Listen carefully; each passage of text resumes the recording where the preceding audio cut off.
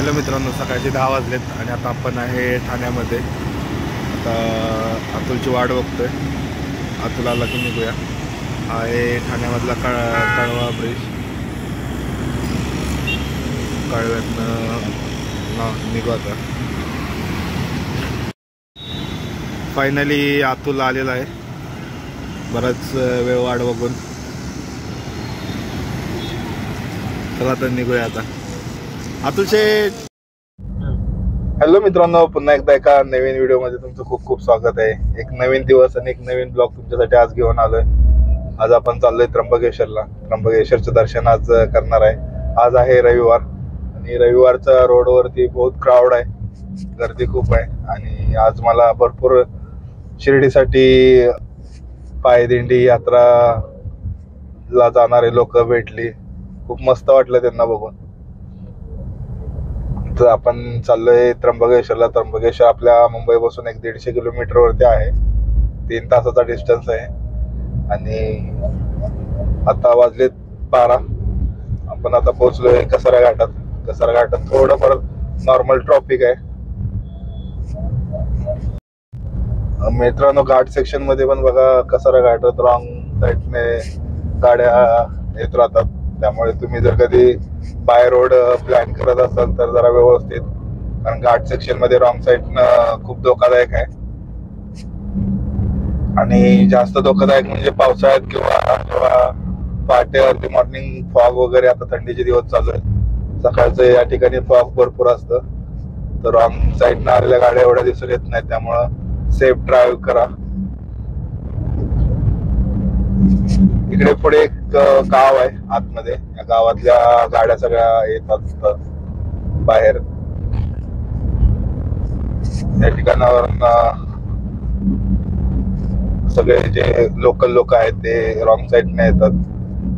त्यामुळे safe drive करा. आज कसारा घाटात बऱ्यापैकी ट्रॉफिक थोडं खाली भेटलं सुरुवातीला, वरती काय एवढं दिसत नाही.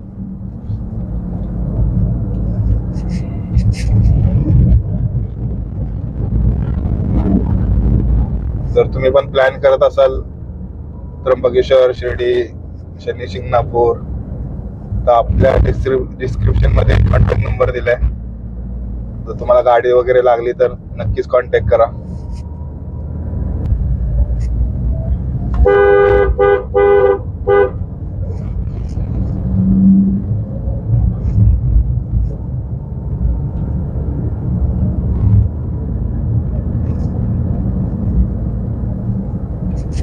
खरं आपल्याला ते हे आणायला पाहिजे बरं. खूप एवढा भारी आहे का नाही, तसं चिटकवलं का नाही त्याला विशेष नाही. जेव्हा पाहिजे तेव्हा बटन दाबायचं, चालू जेव्हा पाहिजे तेव्हा. आणि प्रॉपर सगळा व्यवस्थित 4K व्ह्यू. आणि त्यात काय माहिती, कलर कॉम्बिनेशन आहे. हो, क्वालिटी लय भारी आहे.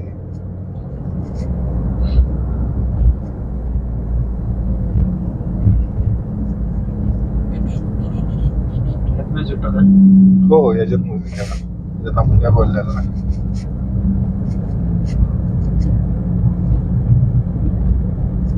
बरोबर. हा चालेल.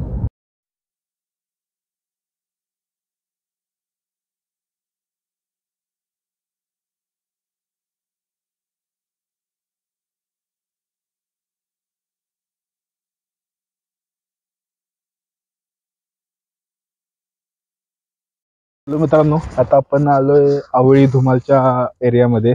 आणि आता आपल्या इथून त्र्यंबकेश्वर फक्त 27 किलोमीटर वरती आहे. पण जातो आता प्रवास हा नुसतंच डायरेक्ट आपल्याला डेस्टिनेशन वरतीच नसतोय करायचा. आजूबाजूला आपण जेव्हा ट्रॅव्हलिंग करतो तेव्हा मस्तपैकी निसर्गरम्य वातावरणातला पण आनंद घ्यायचा असतो. आपण बघू शकता बाजूला एकदम खूप मोठा तलाव आहे. कोणताही एवढं काही आयडिया नाही आपल्याला, पण आता खूप छान वाटला. इथे काम चालू आहे, मच्छीमारी वगैरे, मासे मारायचे तिकडे बोट वगैरे. जर तुम्हाला कॅमेऱ्यात दिसत असेल व्यवस्थित तर मासेमारी वगैरे. आणि पाणी पण खूप आहे. पाणी असल्यामुळे इकडली जमीन बागायत खूप आहे. येताना आम्हाला भरपूर कांद्याची बाग आणि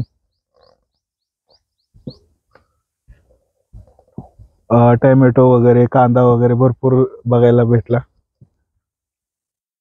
खूप छान वातावरण आहे नाशिक मधलं. आणि आता दुपारचे 12 वाजलेत, पण तरी पण वातावरण एकदम थंड राहील, हवेशीर राहील. एवढं मुंबईसारखं गरम नाही होत.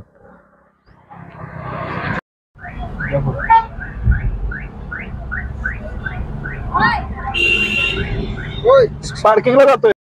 सो मित्रांनो, फायनली दुपारचे 2 वाजलेत आणि आपण पोहोचलो त्र्यंबकेश्वरला. आता बघूया आतमध्ये किती गर्दी आहे. पार्किंगला लावली गाडी,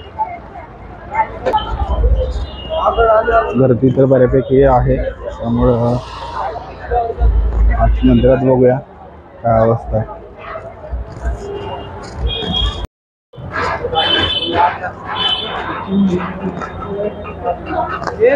सगळ्यांचे दर्शन होऊन परत रिटर्न चालले वाटते. कदाचित आपल्याला गर्दी कमी भेटेल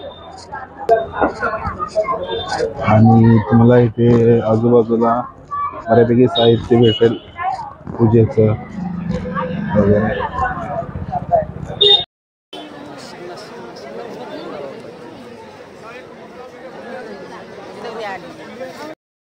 दर्शनाच्या रांगेत असताना आई कुठे काय करते या मालिकेतील अभिनेत्री संजनाताई सोबत भेटल्या.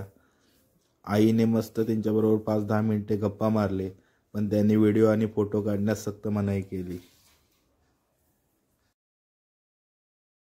त्र्यंबकेश्वर मंदिर हे नाशिक जिल्ह्यामधील त्र्यंबकनगरमध्ये येते. 12 ज्योतिर्लिंगमधील एक हे प्राचीन मंदिर आहे. गोदावरी नदीचा उगमस्थान हा त्र्यंबकेश्वरमध्ये होतो. या मंदिराभोवती 3 टेकड्या आहेत, निरागिरी, कालागिरी आणि ब्रह्मगिरी. मित्रांनो, खूपच गर्दी आहे त्र्यंबकेश्वरमध्ये. कमीत कमी 4 तासाचं वेटिंग आहे नॉर्मल लाईनला आणि VIP पासला 2 तास आहे. तास गर्दी आहे. तो बाहेरूनच दर्शन घेतलं. या ठिकाणी बघू शकता लाईव्ह दर्शनासाठी स्क्रीनवरती बाहेर दिले, कारण आतमध्ये खूप गर्दी आहे. तुम्ही क्राऊड बघू शकता.